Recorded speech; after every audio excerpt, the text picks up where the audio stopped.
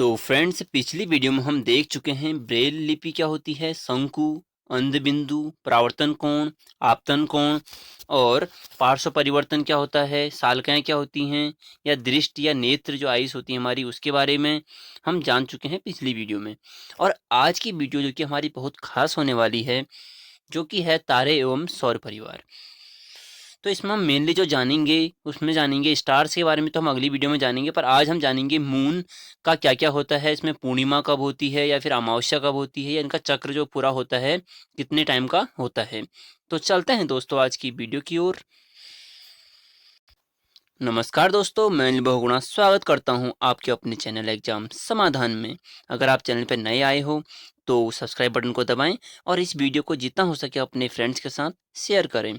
तो जानते हैं आज सौर परिवार के बारे में, तो क्या क्या होता है इसमें। तो पहले तो आप जो इसमें स्टार्टिंग में दे रखा है ये स्टोरी आप देख सकते हैं कि इसमें क्या है कि मैं अपने मामा उनके वहाँ गया, वहाँ देखा मैंने, तो वहाँ चांद और तारे ऊपर आसमान में दिखे।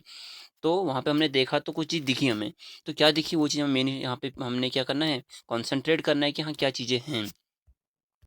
तो इसमें हम देखते हैं कि कुछ चीज़ें जैसे हम आसमान में देखते हैं, कुछ हमें टिमटिमाते हुए दिखते हैं, कुछ नहीं दिखते।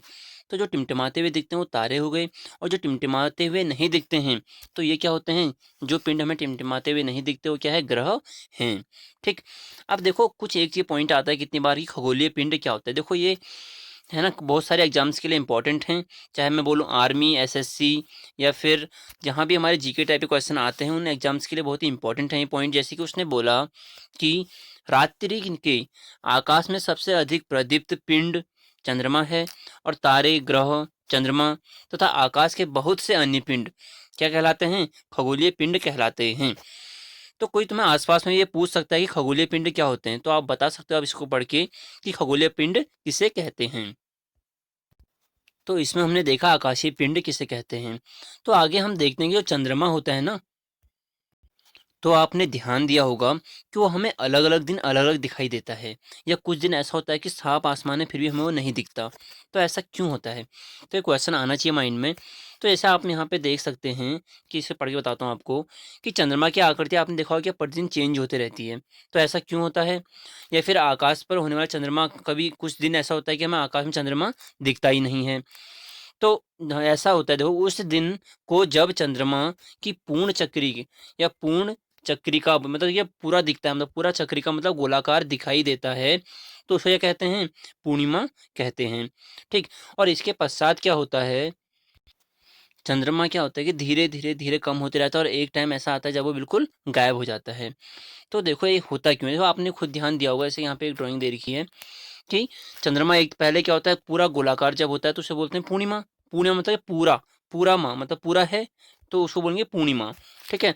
फिर धीरे धीरे धीरे उसका आकार कम होते रहता है, और एक टाइम ऐसा जब वो बिल्कुल गायब हो जाता है तो उसको क्या बोलते हैं, अमावस्या कहते हैं।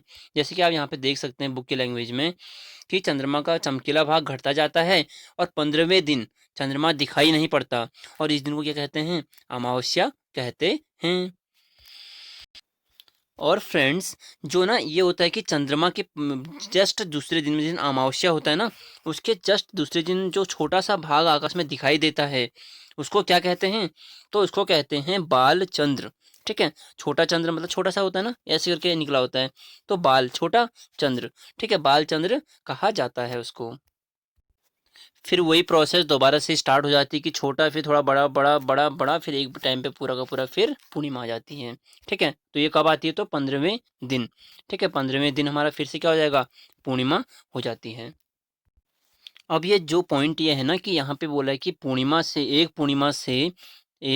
पूर्णिमा से दूसरी पूर्णिमा तक की अवधि कितनी, 29 दिन से कुछ अधिक होती है। मीन्स कि उसे जो कैलेंडर में मेनली माना गया, वो कितना माना गया है इसमें, 30 डेज का माना गया है। ठीक है। जबकि एक पूर्णिमा से दूसरी पूर्णिमा आने की अवधि, ठीक, मीन्स कि 2 पूर्णिमा आ जाएंगी उसमें।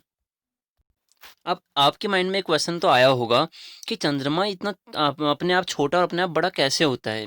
ठीक है, ये क्वेश्चन आना चाहिए, अगर आप पढ़ रहे हो तो आपको ये क्वेश्चन माइंड में आना चाहिए कि चंद्रमा अपने आकृति अपने आप चेंज कैसे करती है। तो ऐसा हमने पढ़ा है कि जो तारे होते हैं ना, या तारे ही बोलें या सूर्य बोलूँ मैं, तो इनकी अपनी प्रकाश होता है, अपनी रोशनी होती है। ठीक है। बट जो चंद्रमा होता है वह सूर्य के प्रकाश से, जैसे सूर्य का प्रकाश उस तक जाएगा और उससे वो जो उस पे टच होके जब प्रकाश हम पे क्या परावर्तित होके आता है, तब हमें चंद्रमा दिखाई देता है। ठीक है? अब जब चंद्रमा घूमता है ना, मैंने ये बोला चंद्रमा घूमता है, तो पहले मुझे पता आपको पता होना चाहिए कि चंद्रमा घूमता कहाँ है। तो जैसे आप सबको पता है कि जैसे अगर मैं बोलूँ कि ये सन है, ठीक है? तो सन सूरज के चारों ओर चक्कर कौन लगाता है? हमारी पृथ्वी लगाती है, ठीक है? और पृथ्वी के चारों ओर चक्कर कौन लगाता है? चंद्रमा लगाती है, ठीक है? और ये दोनों एक ही ऐसे करके पूरे-पूरे चंद्रमा और सूरज के ऐसे करके सूरज के दोनों ओर पृथ्वी और चंद्रमा साथ में चक्कर लगाते हैं। तो जब चंद्रमा चक्कर लगाती है ना, तो देखिए मैं बाद में बताऊँगा आपको, पहले सीधे हाँ जी, इससे बता देता हूँ, ये एग्जांपल से आपको समझ में आ जाएगा कि चंद्रमा की आकृति हमें कम और ज़्यादा क्यों दिखती है। तो बताते हैं आपको इस एग्जांपल के थ्रू कि कैसे होता है ये प्रोसेस। तो एग्जाम्पल का मैं सीधा आपको इस चित्र में बताता हूँ कि ऐसे क्या करें कि एक गोलाकार एक गोल बनाएं और उसके बीच में आप खड़े हो जाएं, ठीक है? और अपने फ्रेंड को बोलें कि एक गेंद में क्या करें, एक साइड को ब्लैक और एक साइड को बिल्कुल वाइट कलर करके उसके चारों ओर क्या करना है, 8 बिंद ऐसे बना देने हैं, ठीक है? ऐसे 8 बिंद बना के उसके चारों ओर घूमना है उसने। और जिस साइड को सन है, तो अगर सन जैसे मॉर्निंग होगा तो कहाँ से आएगा, पूरब से आता है, पश्चिम को जाता है ना। तो अगर पूरब से आ रहा है तो उस साइड को जो भी है उसको इसका फेस उस साइड को करो। और जब ये घूमती है ना, जब ये गर्ल यहाँ पे घूमेगी, तो क्या होगा, पहले यहाँ पे जो ये एरिया होगा, ये सन का जो होगा ना, इसका सन इस पे पड़ेगा, तो पहला इसमें थोड़ा सा दिखेगा, फिर पूरा वो बढ़ता रहेगा और एक साइड में पूरा दिख जाता है। आप जब प्रैक्टिकल करोगे ना, खुद करोगे इसको, तो आपको ज़्यादा अच्छे समझ में आ जाएगा कि जब इसमें क्या है, यहाँ पे अगर कोई यहाँ पे बीच में कोई खड़ा है और इसके चारों ओर कोई चीज़ घूम रही है और उसने क्या करना, आपके या कोई गर्ल आपके सामने घूम रही है, तो फेस आपकी साइड को करना है, ठीक है? अब सन की लाइट अगर उस पर पड़ रही है, ठीक, तो यहाँ पे पड़ रही है, तो यहाँ पे अगर मैं बोलूँ सन, यहाँ पे सन है, तो यहाँ पे पड़ेगी तो यहाँ पूरी आएगी, ठीक है? और यहाँ पे जाएंगे तो यहाँ पे थोड़ा टेढ़ी में आ रही है, यहाँ पे जाएंगे तो यहाँ थोड़ा और कम आएगा। और जब यहाँ पे अगर मून पहुँच जाएगा कहाँ पे, इस वाले बिंदु पे, तो यहाँ पे सन यहाँ पे है और मून हमारा यहाँ पे, तो ये हम देख रहे हैं यहाँ से, तो हमें क्या दिखेगा, अंधेरा दिखेगा। आई होप ये खिचड़ी नहीं पकी होगी, आपको समझ में आ गया होगा। यहाँ पे आगे बढ़ते हैं। और इस बिंदु को मैं आपको समझा चुका हूँ कि हमारा जो पृथ्वी होती है वो सन के पूरे चारों ओर राउंड लगाती है और पृथ्वी के चारों ओर कौन लगाता है, चंद्रमा लगाती है, ठीक है? और एक महत्वपूर्ण बिंदु मैं आपको बताना चाहूँगा कि आप सबको ऐसे पता भी होगा कि जो सन हमारा निकलता है वो कहाँ से आता है, पूरब से आता है और पश्चिम को जाता है। और अगर बोला जाए कि पृथ्वी का जो घूर्णन होता है वह किस साइड को होता है, तो ये हमारा पश्चिम से पूरब को होता है, ठीक है? तो अगर आप कभी रात को अगर देखना, तारे अगर दिखेंगे ना आपको, तो वो भी आपको क्या होंगे, पूरब से पश्चिम को जाते हुए दिखते हैं, क्योंकि पृथ्वी पश्चिम से पूरब घूम रही है, तो वो हमको ऐसे जाते हुए प्रतीत होता है। अब आपने एक बात अगर सुनी भी होगी, कितनी बार साइंटिस्ट ने कभी टीवी देखते होंगे तो देखा होगा आपने कि हमें जो चंद्रमा का होता है ना, वह 59% भागी दिखता है, ठीक है? 59 पॉइंट कुछ है इसमें, इतना भागी दिखता है। तो ऐसा क्यों होता है? तो इसके बारे में थोड़ा आपको अच्छे से बता देता हूँ, इस वाले एग्जाम्पल में समझ में आ जाएगा आपको। जैसे कि इसमें क्या है कि आपकी फ्रेंड यहाँ पे खड़ी है बीच में और आप उसके चारों ओर घूम रहे हो। तो अगर आप इसमें घूम रहे हो और आपने क्या है, अपनी फ्रेंड की साइड को ही फेस करना है, ठीक है? तो क्या आपकी फ्रेंड कभी आपकी बैक साइड मतलब आपकी पीठ देख पाएगी? तो आंसर मिल गया आपको, नहीं देख पाएगी। तो इसीलिए क्या होता है कि जो चंद्रमा का होता है हमें वह आधा भाग ही दिखता है, उसका कभी पीछे का भाग हमें नहीं दिखता, ठीक है? ये बहुत अच्छा पॉइंट है यहाँ पे कि एग्जाम में कितनी बार पूछ सकता है ऐसा क्वेश्चन। आगे नेक्स्ट पॉइंट हमारा है चंद्रमा का पृष्ठ। देखो चंद्रमा का जो पृष्ठ है वो कैसा है, इसके बारे में यहाँ पे देखते हैं। तो जैसे चंद्रमा के बारे में आपने बहुत सारी कहानियाँ वैसे पहले सुनी होंगी कि वहाँ पे चंद्रमा पे क्या है, बहुत सारा पानी है या जल है या गड्ढे हैं, ऐसे करके सुना हो, कहानियाँ बहुत सारी हैं पुरानी। पर जब हमारे फर्स्ट अंतरिक्ष यात्री चंद्रमा पर उन्होंने कदम रखा था, तो उन्होंने क्या पाया कि चंद्रमा के पृष्ठ को धूल भरा तथा निर्जन पाया, ठीक है? और यहाँ पे क्या है, विभिन्न आयामों के गर्त हैं और खड़ी ढाल वाले ऊंचे पर्वत भी यहाँ पे हैं। और कुछ पर्वत की ऊंचाई तो पृथ्वी के पर्वतों से भी क्या है, 2 गुना या 3 गुना है, ठीक है? तो यहाँ पर आप इमेज में देख सकते हैं कि चंद्रमा का पृष्ठ कैसा है करके, ठीक। बाकी आगे आपको बताते हैं कि चंद्रमा का वायुमंडल। हाँ, देखो अगर एक चीज़ आपको बताता हूँ कि अगर आप चंद्रमा पे जाएँगे ना, तो अगर आप चीख के अपने दूसरे फ्रेंड को बुलाना चाहोगे, तो वह आपकी वॉइस नहीं सुन पाएगा। क्यों? क्योंकि चंद्रमा पर वायुमंडल नहीं है, ठीक है? ना तो चंद्रमा पर वायुमंडल है और ना ही जल, ठीक है? अभी जल की खोज वैसे भी खोज चल रही है कि अब तक कभी मिल जाए, पर अभी तक तो नहीं मिला, ठीक है? तो इसका मतलब क्या हो गया कि यहाँ पे जो इनका क्वेश्चन है, क्या चंद्रमा पर कोई ध्वनि सुन सकते हैं? तो नहीं सुन सकते।